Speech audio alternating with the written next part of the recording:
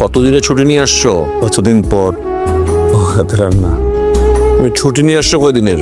আব্বা ছুটি পাই নাই, অনেক দেখতে ইচ্ছা করতেছিল তোমাদের, তাই শুনলাম মার শরীরটা ভালো না, চলে আসছি।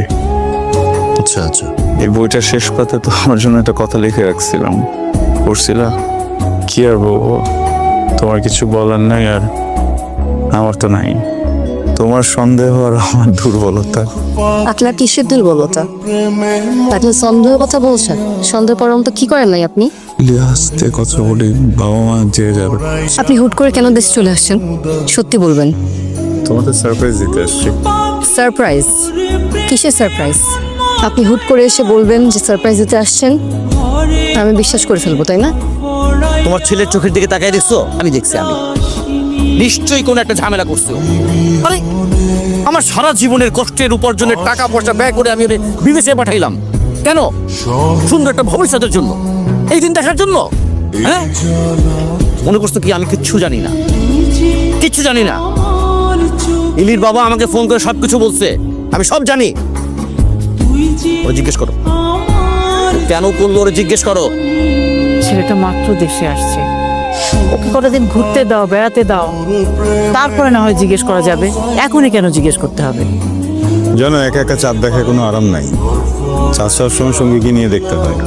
আমি এখানে চাঁদ দেখতে আসিনি, আপনি কথা বলতে ডেকেছেন তাই এসেছি। এই চাঁদ দেখতেই আসছি। আমার চাঁদ আকাশে থাকে না, মাটিতে থাকে। সবসময় আমার কাছে থাকতো, কিন্তু এখন ওর বাবার বাড়িতে থাকে। এই জন্য অন্ধকার হয়ে গেছি, নিজের তো কিছুই নেই। আমি জানি না আমি তোকে কি বলবো, ওদের স্বামী স্ত্রীর ব্যাপার আমি জানতেও চাই না। তবে যদি কিছু হয়ে থাকে মিটায়নি। তুই দেশে আসছিস দেখে না খুব শান্তি লাগতেছে। আর যদি কিছু হয়েও থাকে তুই আমারে বলতে পারিস। মা, কিছুই হয় নাই, আর ইলির সাথে সব ঠিকঠাক আছে। মা মা আমি আর দুবাই ফেরত যাবো না ভাবতেছি। কি বলতেছিস তুই?